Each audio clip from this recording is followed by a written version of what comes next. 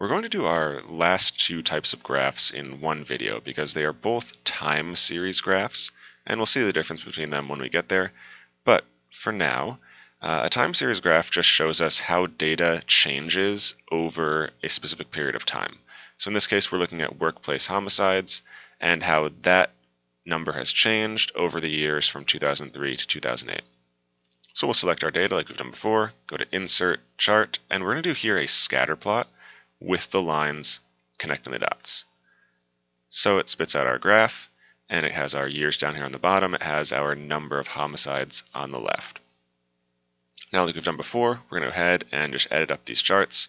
Workplace homicides is a fine title, so we'll go ahead and change our axis labels then, so that our horizontal one says this is the year, and our vertical one says this is the number of homicides. Now you could also just put frequency here because that's all it is it's counting how many there were. And like we've seen before, we don't need a legend on this one because there's only one data set on there, so I'm going to take that off just to make our graph look a little bit bigger. And there is our regular time series graph. Now the next one we're going to look at is the compound time series.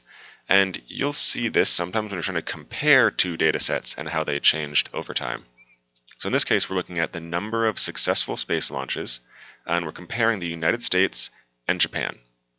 So again, we're going to highlight our data. In this case, it's very important that we highlight the titles, so Excel knows which data goes with which country. We're going to insert another scatter plot with the lines. So now it's going to spit out this graph here. And you'll see we have both the United States and Japan on there. This time the legend is actually really important because it tells us the blue line is the United States and the orange line is Japan. Now, unfortunately, like we've talked about before, we don't really want to have 1992.5 here, but we don't have a way to change that because we can't edit this on Excel online. So we're stuck with those weird half years, even though we only really have data for 1993, 1994, 1995, and so on. So to finish this up, we'll just add on our usual stuff. So our title here is going to be the number of successful space launches. And our axis label will be, again, year. And our vertical one will be number of space launches. Or again, this could just be frequency because we're just counting something. And I believe if we can move our legend if we want to. So for example, if you prefer to have your legend over on the right-hand side here, you can put it there.